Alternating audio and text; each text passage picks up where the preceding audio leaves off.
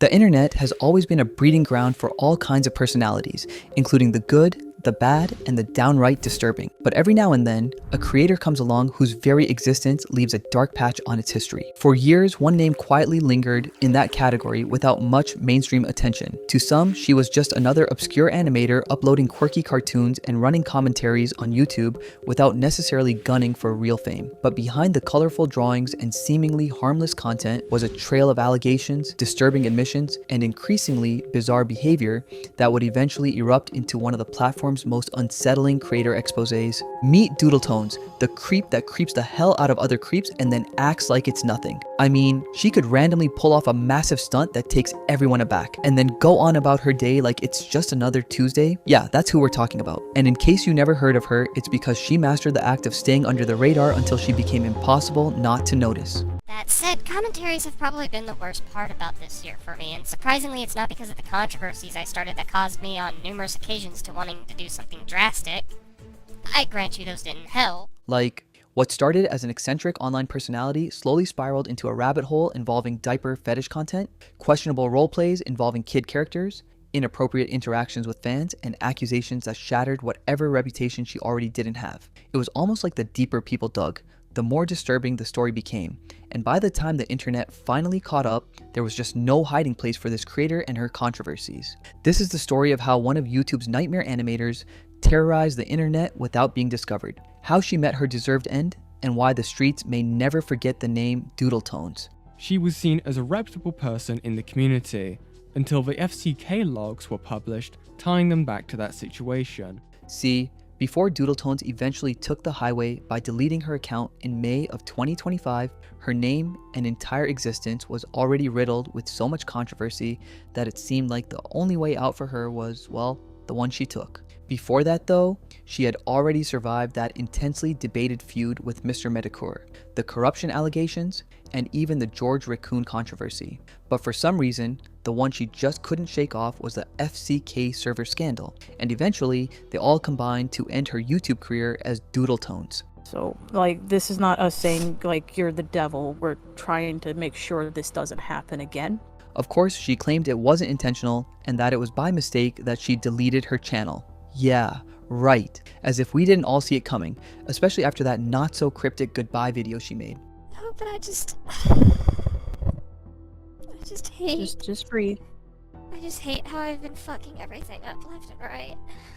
But what happened exactly? How did she eventually get to this point of no return? And most importantly, what legacy did she leave for fans and viewers to remember? Well, the answer to that last one is pretty much easy to guess, right? But to best understand how she went from just another creator on YouTube to one of its worst nightmares, here, let's take a look at her rise to fame as Doodletones. Well, unfortunately you'll have to wait longer still, as I haven't quite got all my assets together yet. Born in January 1997, there wasn't much to be known about the early life of Doodletones, but the fact that she was an amateur artist. Yeah, before her foray into the world of YouTube commentary, Doodletones used to draw comics as a hobby, and she reportedly tried her luck with quite a few creative projects. According to Doodle, her first introduction to the platform was in 2009 with an earlier account called Shantha Kirby Fan, until 2011 when she ditched it for a new account she called Doodletones, and the rest, as they say, is history. Having people constantly walk in and out of my room, like, try to talk over everyone, having no power in my own chat room. Yeah, no, this is fucking great. It was also around the same time that she came out as a trans girl with the name Suzanne Hembry, or simply Susie as she's fondly called. Now, like many of the creators in that space at the time, Doodletones mainly uploaded her Minecraft gameplay, gaming videos, cartoon reviews, or just miscellaneous internet content. DuckTales was a show that ran from 1987 to 1990 about three ducks, Huey, Dewey, and Louie, all played by Russie Taylor, nephews of one Scrooge McDuck, played by Alan Young. The show tended to be about the adventures of Scrooge and family, as Scrooge practically fought his way to stay as the richest duck in the world, either protecting his wealth or just finding new wealth altogether. But those were her earlier days on the platform, and she admitted she deleted much of those when she eventually found her niche. It was in 2014 that Doodle finally branched into media criticism, where she made cartoon reviews and also ventured into the world of YouTube commentary. This is where she felt most comfortable, because it required her to critique other creators, talk about internet trends, and pretty much get herself involved in every other online drama. Oh, but I guess you couldn't have Mr. Obligatory Co-op Partner help you in playing the countdown game with kids' gloves if you did that, seeing as his very monotone reaction to you saying that it'd probably go here if you didn't have this rule shows he actually really enjoys Happy Tree Friends. Unsurprisingly, it worked for her, and dare I say this is where she found fame, because in 2016 and beyond, her channel grew exponentially and the name Doodletones began gaining recognition in small spaces like the slideshow commentary community, or the SCC as it is often called. See, around this period, the SCC wasn't much more than a loose network of small commentary channels discussing YouTube controversies and criticizing other channels. But coincidentally, they also happened to be gaining rapid growth and recognition at the time. It also helped that, unlike bigger creators, this space featured a more tightly knitted community that fostered collaboration, debate, and sometimes feud between members. I wouldn't be okay with someone calling Kai the N-word in the same way I'm not okay with Vortex being transphobic to Carmen here. But why should we care what pronouns we use for bad people? Oh yeah? When was the last time you misgendered Kai Weiss, or EDP, or Hitler? If you didn't, then congrats. This is an attack on Carmen's gender and not the thing she did. Also, where is that line specifically drawn? Now, it wasn't so certain whether it was the growth of the community that made the members popular or vice versa. But one thing we'd come to discover was that Doodletones thrived in these kinds of spaces, and her true color was just about to be revealed. See, when the controversy surrounding Doodletones started to hit the headlines, they didn't come all at once, but they also weren't subtle either. Oh, and it also happened that one of her earliest controversies was so nasty it had people screaming, "What the fuck is this degeneracy?" Now, remember how I mentioned that Doodletones used to create art cartoons and all? Well, it also turned out, to nobody's surprise, that she belonged to a deviant art online platform that supports traditional drawing and painting. But that's not the real controversy though, or at least that's not what triggered it. Yeah, the credit for that one has to go to a certain Mr. Metacore, Ad Image, or Jim, which also happened to be his real name. Now, Mr. Metacore is a name that once resonated around the YouTube commentary corner of the internet, especially for his involvement with the Metacore online troll group in the late 2000s and his personal crusade targeted at freaks online in the 2010s. Now, it was around this time that Metacore stumbled on some of the creepy things going on in the deviant art circle, and in 2016 he decided to start a new series exposing them. Welcome one and all to the 8th episode of Tumblr. Wait a minute, this isn't Tumblrisms, this is Deviants. The first episode to be exact. This is Pump Me Up. His main focus were degenerate kinks and artworks that circled around inflation, oversized tits, and the baby fur fetish that would eventually get his series suspended before it even took off.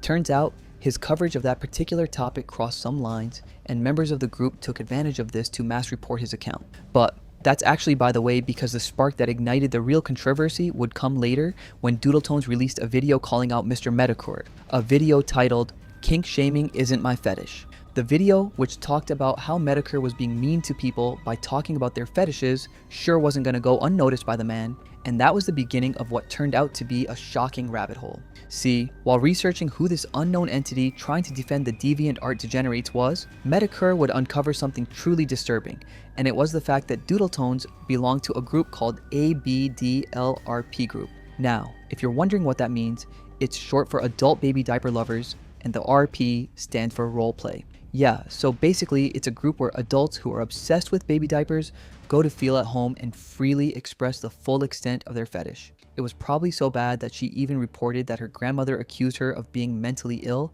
and forced her to quit her first account. Oh, and this is all according to Doodle herself.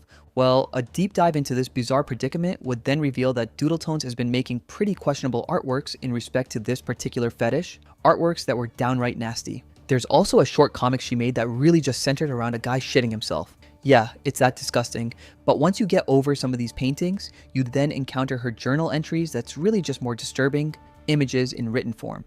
Entries such as this one where she tries to justify her poop fetish by pointing at other equally disturbing ones. Of course, Doodle would eventually come out to claim she doesn't have a diaper fetish and only supports the fetish and the people involved. Alright, so let's go back down this alleyway as much as I don't want to. To have a fetish in the way that Jim was accusing me, he'd have to prove that I am sexually aroused at the idea of wearing diapers, which he can't. He did provide evidence that I was in an ABDL roleplay group, but that on its own doesn't prove that I was active in it, much less turned on to the idea. Oh, but if you're in the group, then you must like it enough to get off to it, I hear the peanut gallery saying. To that I say, no, not inherently. Especially when even in the video I explain that fetishism fascinates me infinitely. Yeah, right, as if her gross dedication to the subject is not already a dead giveaway. But if you think her journal entries were bad, wait till you see some of her diaper roleplays as discovered in her deviant art community footprint. There were also sections where she tries to force her diaper kinks on people who are not even into the fetish, and more disturbing ones where she includes underage characters of as low as 8 years. It got even more ridiculous when a new roleplay was introduced that involved a school for diaper lovers where the diaper was part of the school uniform. But then, the worst of them all was reserved for her previous deviant art account. You know, the one her grandmother made her delete. A peek into the activities on there exposed some real crazy things like these paintings of the infamous time diaper and D-diaper. It's crazy because according to her, the time diaper can make you whatever age you want at the cost of being a perpetual bedwetter, while the D-diaper is basically a supernatural diaper that prevents leaks, smell, and does not cause rash. Yeah, these are the wild fantasies of a self-acclaimed asexual and her contribution to the ABDL community. Now, you'd think these were career-ending exposés, right? Well, they weren't, because at the time Doodle wasn't even big enough in the space to attract enough attention to her controversies, and it all eventually just went under the carpet as most people viewed her as just another small degenerate creator doing degenerate things. However, all that was about to change because Doodletones was about to become a hell lot more popular within these spaces and on YouTube as a whole. Now, I can't be the only one that's noticed these issues. I refuse to believe anyone is blind to these problems the community has. But despite how many people want to point these issues out, nobody wants to actually hang around the community anymore to make sure shit gets done. As stated earlier, much of Doodletones' activities on YouTube included critiquing other creators and making small commentary videos of her own. However, she remained just that small account many people didn't notice even after successfully breaking into the art commentary community. However, much of that was about to change, and it had a lot to do with another creator in the ACC called Spockter Tech. Now, just like Doodle, Spockter Tech was, well, another relatively small creator in the ACC who unfortunately got tangled up in a silly controversy back around 2018. It's silly because he was heavily accused of being a PDF when he himself was only just 17 at the time and wasn't even guilty of the offense. Luckily for him though, a few names in the ACC will rise to his defense and play a huge role in clearing his name, and among those names was a certain Doodletones. In addition to publicly defending him, Doodle was also on the crew that worked on a series that exposed the whole thing. A series that was brought to light by a bigger creator called Ponder Sprocket. As a result of the magnitude of this controversy and her role in the eventual exposure, Doodletones will start to gain the respect of other creators in the ACC, and as such, she'd also see herself climb up the community and gain a little more popularity. However, even through these good times, the ghost of her involvement in the ABDL community and the controversy that surrounded it haunted her still, especially since a lot more people now know about her and her degenerate past. I'm also in a group called the Body Pilots, a group based on body part swapping. Must I also find that sexually arousing to be a part of it? No, I just think it's an interesting concept, and the community that does find it to be so is interesting enough for me to follow. Now, of course, considering her reputation and, well, her personality, and also the nature of her content, it's no surprise that she also had her fair share of critics. And while most usually criticize her content, others just couldn't stand certain aspects of her general demeanor. Quite simply, the opinions about her were split, and it doesn't take too much imagination to figure out where the majority tilted towards. But all things considered, Doodle could say she was in a good place in her online career. And despite the occasional spat and disagreements with other creators, which unfortunately happened all too often, her presence and influence grew significantly, albeit in just her particular corner of the internet. It was also around this period that her sub-community, known as the Cloud Palace, started gaining traction. Now, in case you're wondering, the Cloud Palace is actually a private Discord server created and moderated by Doodletones herself. According to her, it's a private, invite-only, creative community where trusted artists could collaborate and hang out away from the public eye, which sounds cool enough. However, like most of the things associated with Doodle, it will eventually be caught up in a controversy so big that it signaled the eventual end of Doodletones herself. I'm sorry for what I had said in that initial call. I'm sorry that I kind of just played it off as if nothing happened. I'm sorry that I was dishonest, and that, if you felt like I had lied to you, then I'm sorry that I lied to you. But before we get into that, here's another group you need to know about because it is the actual group where Doodletones broke out from and where she got the blueprint for the Cloud Palace. Oh, and it's none other than the FCK, a Discord group that famously included names like Leo Convoy, Hopeless Peaches, Mad Lips, Turkey Tom, Just a Robot, and of course, Doodletones. The FCK, which loosely translated to the Fruitcake Club, was the real deal for small commentary channels back in the day, but it would eventually become a highly criticized space after several implosions and callouts from both former members and outside observers. Quite simply, the FCK was accused of many things, but the most notable was the continuous distribution of NSFW content in a group that featured several not of age. There has been a lot of harm to these kids, and you told me nothing was done because you didn't have any experience.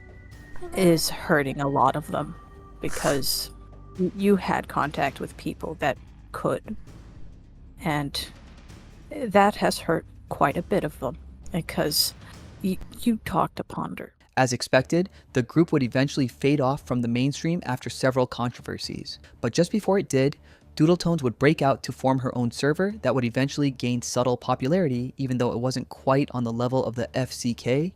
But even in this new server, several old habits persisted, and before long, it was being called out too. The accusation started softly, with the earliest circling around the fact that Doodletones wasn't being fair in her moderation of the group. But more than that, the group was also reported to be a very toxic space that harbored all kinds of degenerates. Case in point, the Vigelcio situation. Vigelcio79 was a member of the Cloud Palace who came under scrutiny for still being close friends with V Omega, a former member who was exposed for being a child predator within the same space. Now, during this whole saga, Doodletones would come out to distance herself from Vigelcio with a disclaimer of some sort that she didn't know he was still associated with the disgraced ex-member. Cool, right?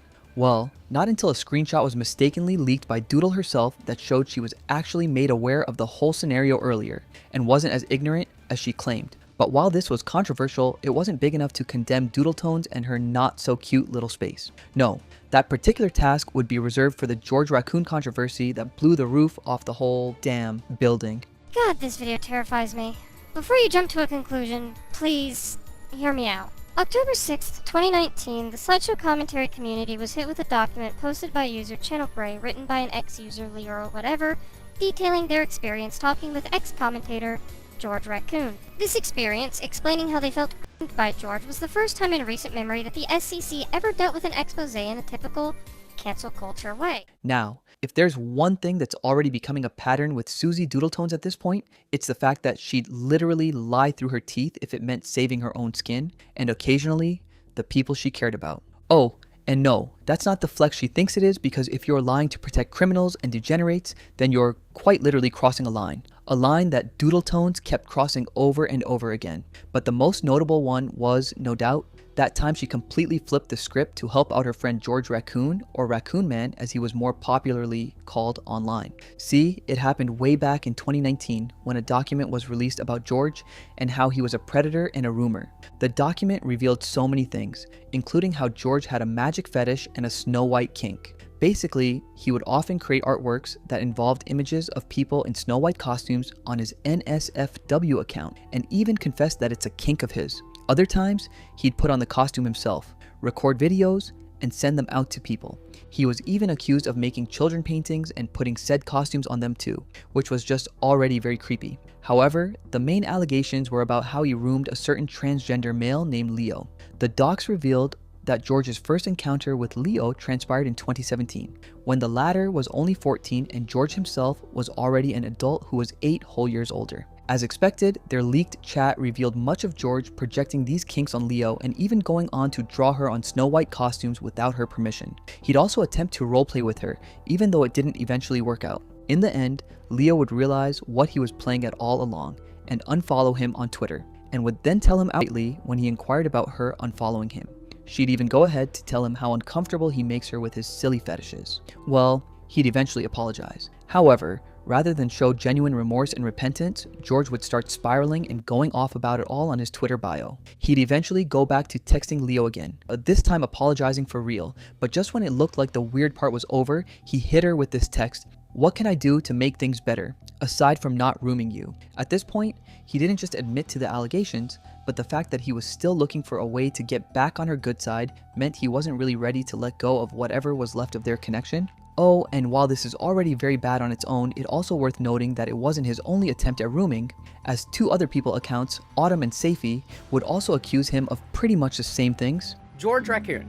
I met him when I was 15 years old. 15.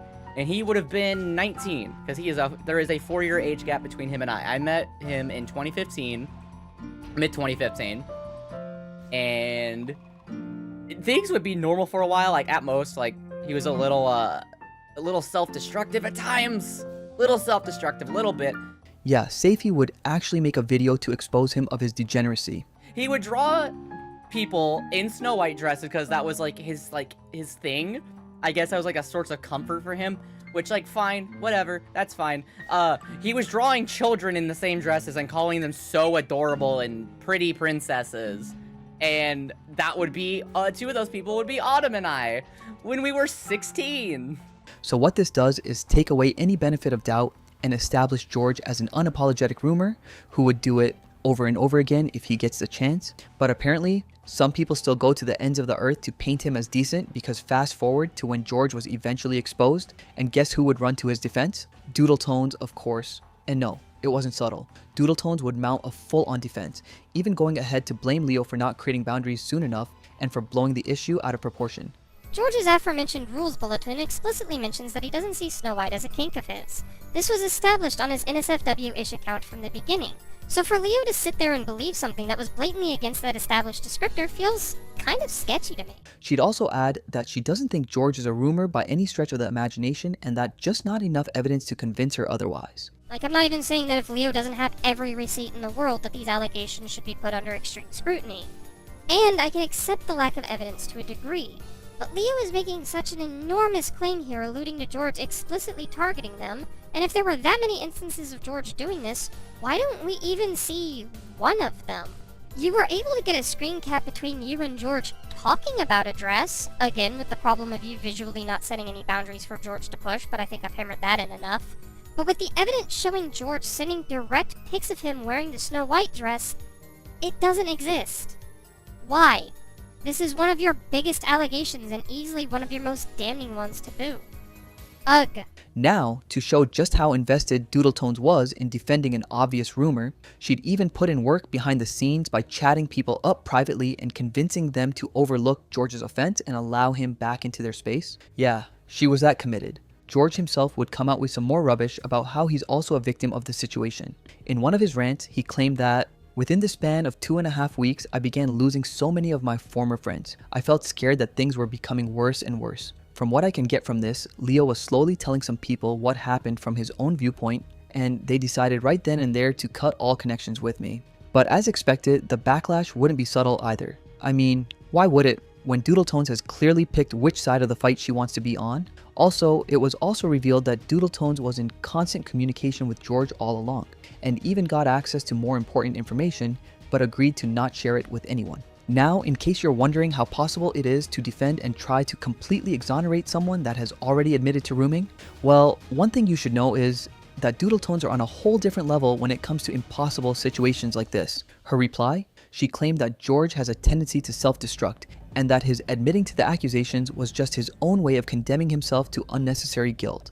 So with that out of the way, I would also like to confirm something else explained in Leo's document, being that George did have a habit of self-destructing at the time, and I think just about everyone who was friends with him at the time had told him that this was a problem at some point. But again, viewers weren't having any more of this, no more of the lies, no more of the deceit, and definitely no more of her defending guilty rumors. Oh, but it wasn't just the viewers that had had enough, it was other creators too, and what followed was the beginning of the end for Doodletones, May 24th, 2025. Now, that's a day that will forever be remembered in the Doodletones folklore, and it's quite simply because that's the day she disappeared. For good. But we all know Doodle by now, and we all know she wasn't going down without a fight, and most definitely not without one more controversy. Remember when Doodletones was forced to go on a hiatus from the commentary channel? No? Well, it was during that period where controversies were wrecking the FCK group, with several creators scrambling to distance themselves. And that's not mentioning how much the fuck the CC mentality hung around this year, with more and more people distancing themselves from commentaries as a whole, and then proceeding to make the community as a whole less of a favored place to contribute to. In Doodle's case, however, she was booted out more or less, as the community literally voted for her to take a walk. That is the main consensus. There are some victims that do want you to leave, but the main general ones from the others is a hiatus. That is what I've gathered from asking all of them their thoughts on the matter, and I do think the agreeable approach would just be a hiatus and you get therapy to work upon any issues. Well, that signaled a period of absence for Doodletones, but it was quite short-lived. The main drama that finally got her out would come much later in April of 2025. Now, remember when I said creators were also beginning to get tired of Doodletones and her controversies? Well, it so happened that they get her on a call to query and deliver their final verdict to her, but little did they know what was going to happen as a result of that particular call. But that's still a thing, because by the time you left, you told me that you became aware. And that's the problem. I know what I said in that call, but I panicked. Unfortunately, that can't be retracted. I know. That the damage is done. I know. And I don't intend to try to undo that damage.